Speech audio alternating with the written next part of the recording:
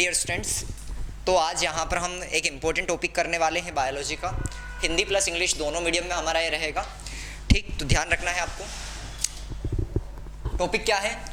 Human immune system. Human immune system यानी कि मानव प्रतिरक्षा तंत्र। ध्यान रखना है, ये बहुत इंपॉर्टेंट टॉपिक है। आपके एग्जाम में यही क्वेश्चन पूछे जाते हैं। तो मानव प्रतिरक्षा तंत्र के बारे में क्या क्या क्वेश्चन आते हैं उनका ध्यान रखना है हमें। सबसे पहले तो ये ध्यान रखें आप कि ह्यूमन इम्यून सिस्टम यानी कि मानव प्रतिरक्षा तंत्र। आपको नाम से ही पता चल रहा है कि प्रतिरक्षा तंत्र का सिंपल सा मतलब क्या है।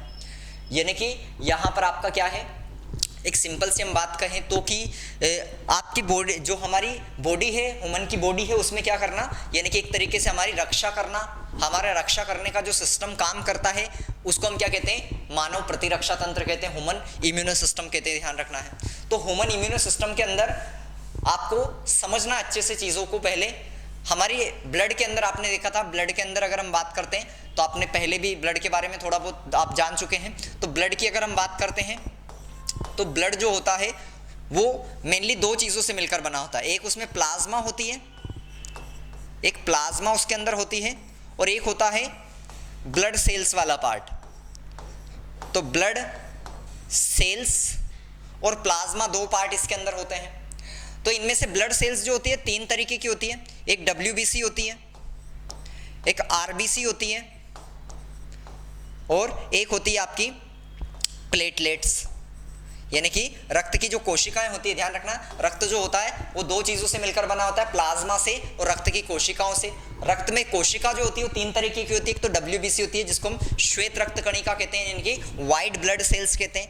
दूसरी होती है आपकी RBC जिसको हम क्या कहते हैं? लाल रक्त कणिकाएं कहते हैं, यानी कि रेड ब्लड सेल्स कहते हैं। और एक होती है प्लेटलेट्स। ठीक, तो इनमें से हमें इम्यूनिटी, हमें जो प्रतिरक्षा प्रदान करने का काम करती है वो हमारी WBC करती है। ध्यान रख लेना। तो WBC यानी कि श्वेत रक्त कणिका का मेन काम क्या है? हमें प्रतिरक्षा प्रदान करना, हमें इम्यूनिटी प्रदान करना। आपने देखा होगा अभी कोरोना के समय पर बार बार बात किसकी हो रही थी कि जिसकी इम्यूनिटी जो है वो बहुत ज़्यादा हम ये कहेंगे कि स्ट्रोंग है, उसको कुछ नहीं कर पाएगा कोरोना। देखा था आपने?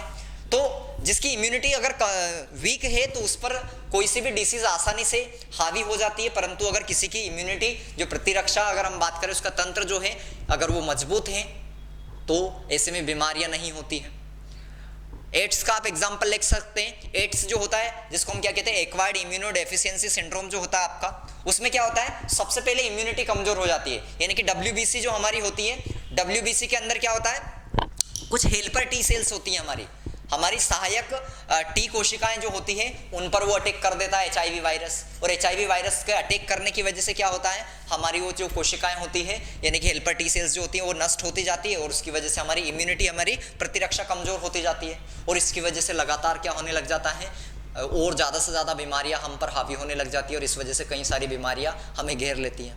तो यानी कि सबसे बड़ी चीज़ क्या है कि इम्यूनिटी स्ट्रॉन्ग होनी चाहिए इंसान की, तब जाकर हम क्या कर पाएंगे? सही तरीके से, सिंपल सा है कि तब जाकर आप क्या कर पाएंगे? ज़्यादा से ज़्यादा सिंपल सा कि आपको बीमारियां नहीं आएंगी। कोरोना हो, एड्स हो, या नॉर्मल बीमारी या बैक्टीरियल बीमारी हो, वायरस की हो, फंजाई की हो, कोई सी भी हो, वो आपको नहीं आएगी। क्लियर? ये सारी चीज़ें आपको फोकस करना है। अब देखिए यहाँ पर इम्यूनिटी से रिलेटेड, अगर इम्यूनिटी की अगर हम बात करें तो इम्यूनिटी यानी कि एक चीज़ समझ में आई आपके कि इम्यूनिटी प्रदान करने का काम कौन कर रहा है? एक तो आपके WBC मेनली कर रही है, WBC। तो अब यहीं से आपको चीज़ों को समझना पड़ेगा। ठीक, तो देखिए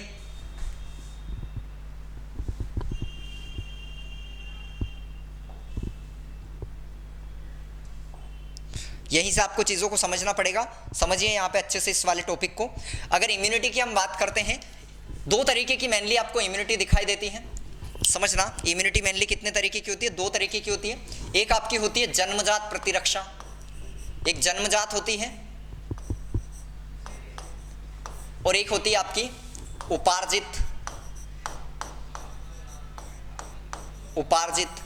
जन्मजात यानी कि इसको हम क्या कहते हैं? इंग्लिश में इन्नेट कहते हैं, इन्नेट कहते हैं, जबकि उपार्जित को क्या कहते हैं?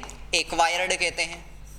तो दो तरीके की प्रतिरक्षाएं होती है, एक तो जन्मजात और एक उपार्जित। जन्मजात का मतलब क्या है? हम जन्म जब लेते हैं तो उससे तब से हमारे अंदर ऐसी कौन सी चीजें पाई जाती है जो हमें रक्षा करने का प्रदान करती है, जो हमें बैक्टीरियल इन्फेक्शन से, जीवाणु के संक्रमण से बचाती है या फिर विषाणुओं के संक्रमण से, वायरल इन्फेक्शन से बचाती है।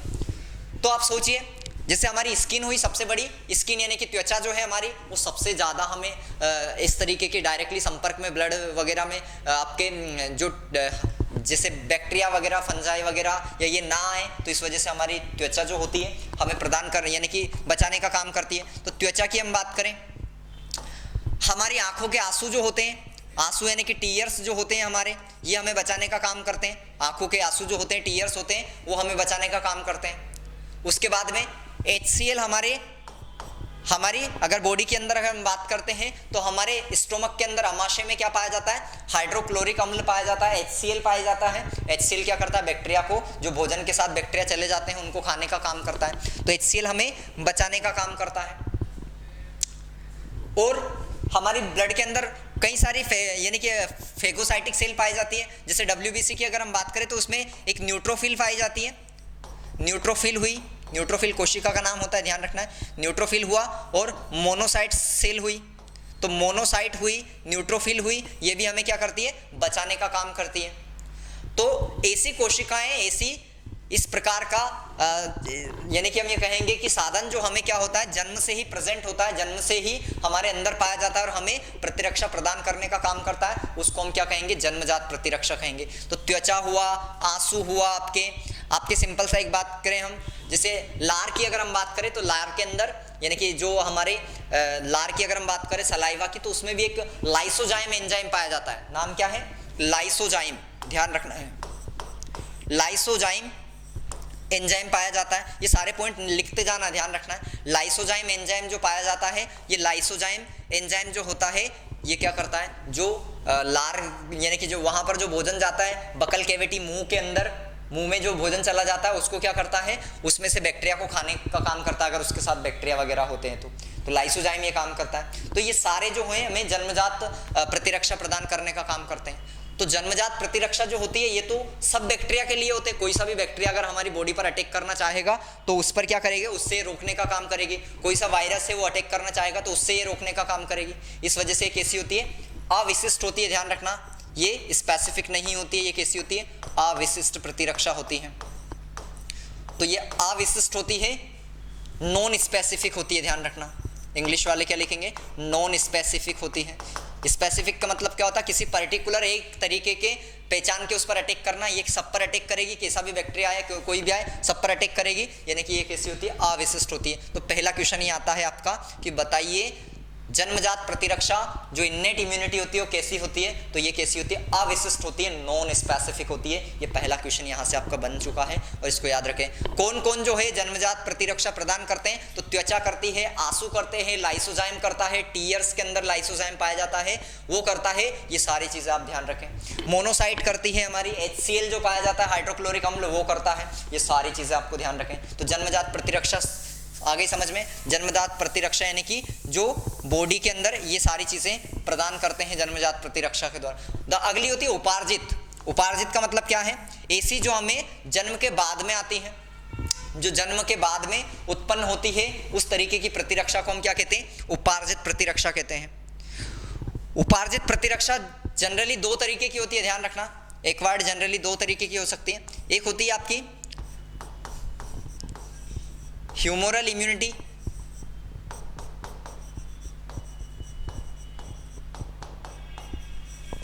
और एक होती है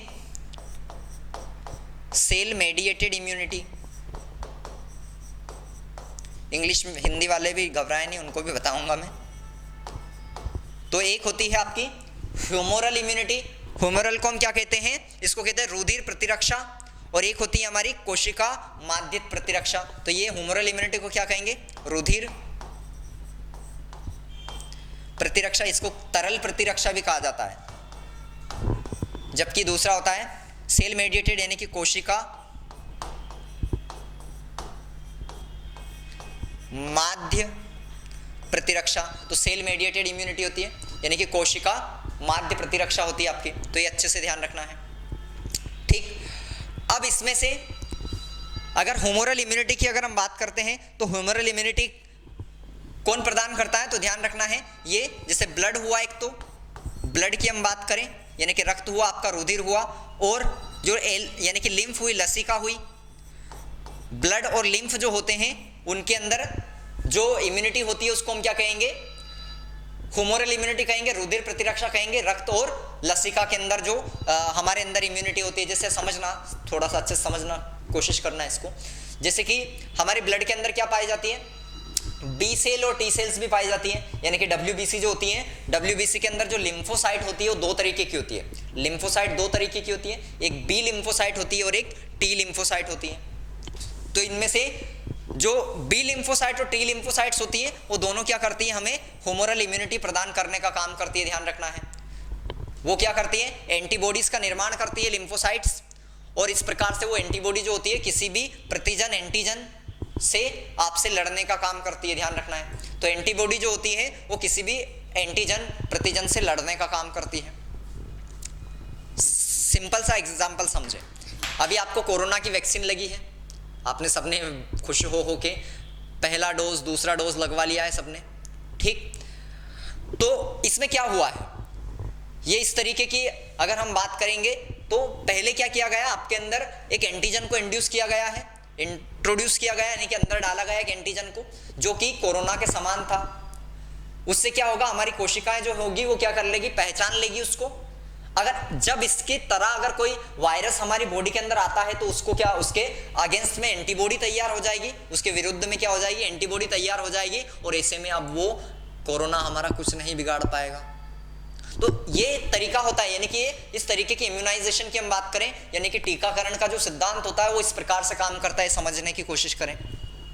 क्लियर? तो टीकाकरण से क्या होती है? आपको इस प्रकार से इम्यूनिटी यानी कि प्रतिरक्षा प्रदान होती है। ये दो चीज अच्छे से समझे आप, ठीक। अब यहां पे सीधे सीधी चीजें मैं बताने वाला हूं जिससे आपसे क्वेश्चन पूछे जाते हैं, और इन चीजों को बिल्कुल भी मिस नहीं करना, ध्यान रखना है। सारी इंपॉर्टेंट चीजें जो मैं बता रहा हूं यहां पर। पहली चीज क्या, आपसे सिंपल सा दो तीन चीजें याद रखना है। पहली चीज तो जो एंटीजन होते हैं वो क्या होते हैं? एंटीजन क्या होते हैं और एंटीबॉडी क्या होते हैं? ये दो चीज ध्यान रखें, और ये कहां पर पाए जाते हैं ये भी आपको याद रखना है। तो एंटीजन की अगर हम बात करते हैं, प्रतिजन जो होते हैं हमारे, इसको प्रतिजन कहते हैं और इसको प्रतिकाई कहते हैं। एंटीबॉडी को क्या कहते हैं? प्रतिकाई कहते हैं, पर आप एंटीबॉडी याद रखें, हिंदी वाले तो ज्यादा अच्छा है। एंटीजन यानी कि प्रतिजन जो होता है ये कहां पर पाया जाता है? ध्यान रखना, आरबीसी सरफेस पर पाया जाता है, यानी कि जो रेड ब्लड सेल से आपकी लाल रक्त कणिकाएं होती है उनकी सतह पर पाए जाते हैं एंटीजन। ये पहला क्वेश्चन आता है। एंटीबॉडी कहां पर पाई जाती है? रक्त की प्लाज्मा में पाई जाती है, ब्लड की प्लाज्मा में। तो याद रखना है, रक्त की प्लाज्मा के अंदर, ब्लड प्लाज्मा में पाया जाता है। तो ये पहला क्वेश्चन आपसे पूछा जाता है, ध्यान रखना है। तो एंटीजन जो होते हैं वो आरबीसी की सरफेस पर पाए जाते हैं, सतह पर पाए जाते हैं, जबकि एंटीबॉडी जो होती है वो रक्त की प्लाज्मा में पाई जाती है, ठीक। एंटीजन जो होते हैं ये क्या करते हैं? इनकी वजह से एंटीबॉडी डेवलप होती है, ध्यान रखना। एंटीजन यानी कि प्रतिजन के कारण ही क्या होती है? आपकी एंटीबॉडीज डेवलप होती है, अच्छे से ध्यान रख लेना। तो एंटीजन की वजह से एंटीबॉडी डेवलप होती है, ये भी आपको ध्यान रखना है। एंटीबॉडी क्या होते हैं? एंटीबॉडी जो होते हैं ये इम्यूनोग्लोबिन होते हैं, इम्यूनोग्लोब्युलिन। ये क्या होते हैं? इम्यूनोग्लोब्युलिन होते हैं। इम्यूनोग्लोब्युलिन ऐसा कैसे? आपको ध्यान रखना है, इम्यूनो का मतलब क्या है? प्रतिरक्षा, यानी कि जो प्रतिरक्षा प्रदान करते हैं। और ग्लोब्युलिन क्यों है? क्योंकि ग्लोब्युलिन प्रोटीन के बने हुए होते हैं। तो आपसे ये पूछा जाता है कि बताइए एंटीबॉडी कौन से प्रोटीन के बने हुए होते हैं। सिंपल सा अगर क्वेश्चन पूछ लिया जाए कि बताइए इम्यूनो यानी कि आपके प्रोटीन जो एंटीबॉडी है, एंटीबॉडी जो है यानी कि प्रतिकाई जो है ये कौन से निम्न में से कौन से प्रोटीन से बनते हैं? तो आंसर क्या आएगा? ग्लोब्युलिन। ध्यान रख लेना, ग्लोब्युलिन क्या होता है? रक्त के अंदर पाया जाने वाला प्रोटीन होता है जो कि एंटीबॉडी को बनाने का काम करता है, ठीक। अगला आपका है कोशिका माध्यित प्रतिरक्षा के बारे में हम बात कर रहे थे, इसके बारे में ध्यान रखें, सेल मेडिएटेड इम्यूनिटी। इसमें क्या होती है? यानी कि जो बी और टी सेल्स होती है वो क्या करती हैं? उनके अकॉर्डिंग सेल्स जो होती है वो हमारी काम करती है, यानी कि सेल यानी कि जो हमारी प्रतिरक्षा होती है वो किसके हाथ में रहती है? बी और टी सेल्स के बारे में हम बात कर रहे हैं, समझना इसको। बी और टी सेल्स की हम यहाँ पर बात करते हैं, तो इनकी वजह से हमारी क्या होती है? सेल मेडिएटेड इम्यूनिटी होती है। अगर हम बात करते हैं, आपने देखा होगा कि कभी तंत्र जो होते हैं सेल मीडिएटेड इम्यूनिटी की अगर हम बात करें, CMI इसको शॉर्ट में कहते हैं, और इंग्लिश में क्या कहते हैं, कोशिका माध्यित और प्रतिरक्षा। कोशिका माध्यित प्रतिरक्षा इंग्लिश में क्या कहेंगे, सेल मीडिएटेड इम्यूनिटी।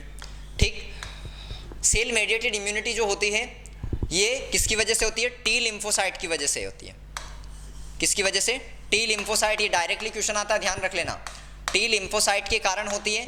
और सेल मेडिएटेड इम्यूनिटी जो होती है यही क्या करती है, आपने देखा होगा जब किसी पर अंग प्रत्यारोपण किया जाता है, यानी कि जो ऑर्गन होते हैं उसका ट्रांसप्लांटेशन किया जाता है। मान लो किसी का हार्ट है, हृदय वो सही तरीके से काम नहीं कर रहा है, किसी का यकृत जो है यानी कि लीवर सही तरीके से काम नहीं कर रहा है, किसी की किडनी सही तरीके से काम नहीं कर रही है, तो ऐसे केसेस में क्या किया जाता है, अंग का प्रत्यारोपण किया जाता है, यानी कि ऑर्गन का ट्रांसप्लांटेशन किया जाता है। तो ऐसा नहीं कि आप ट्रांसप्लांटेशन किसी का भी कर दोगे, आपको प्रॉपर ब्लड का भी मैचिंग करना पड़ेगा, टिश्यू का भी मैचिंग करने पड़ेगा, सारी चीज़ें मैचिंग करनी पड़ेगी, तब जाकर क्या हो सकता है, ट्रांसप्लांटेशन हो सकता है। तो यहाँ पर जो प्रत्यारोपण के समय नकारने का काम करता है, रिजेक्शन की काम करता है। हमारी बॉडी के अंदर ऐसा सिस्टम होता है कि आपने दूसरा अगर किसी का जिसका ब्लड ग्रुप ही मैच नहीं कर रहा है, टिश्यू मैच नहीं कर रहे, अगर उसका यहाँ पर चढ़ा दिया ऑर्गन, दूसरा प्रत्यारोपित कर दिया, तो उसको एक्सेप्ट ही नहीं करेगा, वो आपकी बॉडी के अंदर काम ही नहीं कर पाएगा, तो उसका कोई मतलब नहीं हुआ ऑर्गन ट्रांसप्लांटेशन का। इस तरीके से तो ये काम कौन करवाती है, CMI, यानी कि ये जो रिजेक्शन का काम होता है ना, ग्राफ्ट का रिजेक्शन, अंग प्रत्यारोपण का जो नकारना होता है, रिजेक्शन होता है, इसका काम कौन करता है, CMI। ये सिंपल सा क्वेश्चन पूछा जाता है कि बताइए अंग प्रत्यारोपण जो होता है वो क्यों रिजेक्ट हो जाता है, किसकी वजह से रिजेक्ट होता है, तो CMI यानी कि कोशिका माध्यित प्रतिरक्षा की वजह से। ये और वो कोशिका माध्यित प्रतिरक्षा किसकी वजह से होती है, टी लिम्फोसाइट की वजह से। ये अच्छे से ध्यान रख लेना, नोट कर लेना, ये सारे क्वेश्चन इंपॉर्टेंट है, ध्यान रखना, ये एग्जाम में यही क्वेश्चन आपसे पूछे जाते हैं। और क्या क्वेश्चन पूछे जाते हैं उन पर फोकस करना अच्छे से।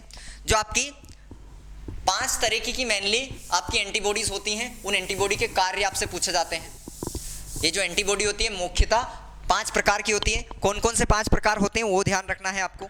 IgA होती है, IgD होती है, IgE होती है, IgG होती है, IgM होती है। तो IgA हुआ, IgD हुआ, IgM हुआ, IgE हुआ, ठीक।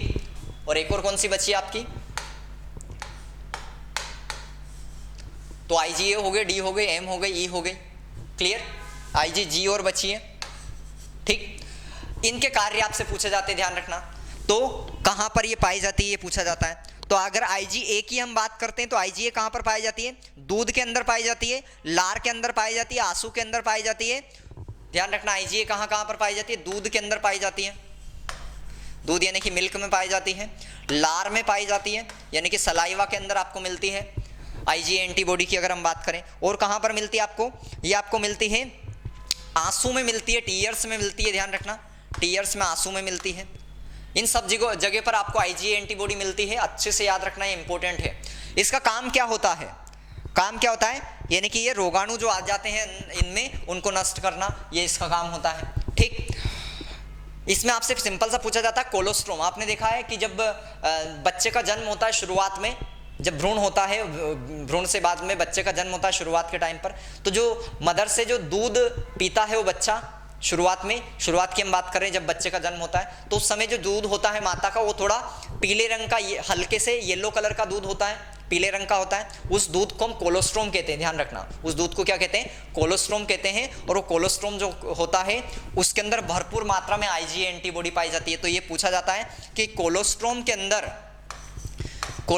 अंदर कौन सी एंटीबॉडी पाई जाती है, ध्यान रख लेना अच्छे से। तो आंसर क्या आएगा, IgA एंटीबॉडी, अच्छे से याद रखना। इसी वजह से कहते हैं कि माता के दूध से बढ़कर कोई दूध नहीं होता, पता है ना आपको। तो इसी वजह से, क्योंकि यहां पर मेन चीज क्या है, उसके अंदर भरपूर मात्रा में एंटीबॉडीज पाई जाती है, न्यूट्रिशन पाया जाता है, ये ध्यान रखना है। अगली है आपकी IgD एंटीबॉडी। IgD एंटीबॉडी जो होती है या कहां पर पाई जाती है, बी लिम्फोसाइट जो होती है उसकी सतह पर पाई जाती है। तो जो बी लिम्फोसाइट है, बी लिम्फोसाइट जो होती है उसकी सरफेस पर पाई जाती है। इसका काम क्या होता है, इसका मेन काम होता है कि जो आपकी लिम्फ है, लिम्फ जो है उसमें जो रिसेप्टर पाए जाते हैं उनको यहाँ पर क्या करती है, उन रिसेप्टर्स के प्रति यहाँ पर ये कहेंगे कि उसको एक्टिव करने का काम करवाती है। तो बी लिम्फोसाइट की सरफेस पर पाई जाती है और ये क्या करती है, उसको रिसेप्टर जो ग्राही पाए जाते हैं उनको सक्रिय करने का काम करती है। इस तरीके से ये हम ये कहेंगे कि एंटीबॉडी के निर्माण में सहायता करती है। तो आईजीडी एंटीबॉडी जो होती है ये क्या करती है, एंटीबॉडी के निर्माण में सहायता करती है। आईजीएम, पहला क्वेश्चन आईजीएम से क्या पूछा जाता है, ये पूछा जाता है कि ये सबसे बड़ी आकार में अगर हम बात करें तो सबसे बड़ी एंटीबॉडी यही होती है। तो आईजीएम जो होती है आकार में सबसे बड़ी एंटीबॉडी होती है, ये क्वेश्चन आता है, ध्यान रखना। तो आकार में सबसे बड़ी कौन होती है, आईजीएम एंटीबॉडी है, ये आपसे क्वेश्चन पूछा जाता है। और क्या पूछा जाता है इसके बाद में, कहाँ पर काम करती है, तो ये भी क्या करती है, एक तो ब्लड में पाई जाती है, रक्त में पाई जाती है, और बी जो है आपकी लिम्फोसाइट उसके सतह पर पाई जाती है। तो एक तो रक्त में पाई जाती है और बी लिम्फोसाइट की सतह पर पाई जाती है, उसकी सरफेस पर पाई जाती है। इसका काम भी क्या है, ये भी एंटीबॉडी के निर्माण में सहायता करती है, ध्यान रखना है।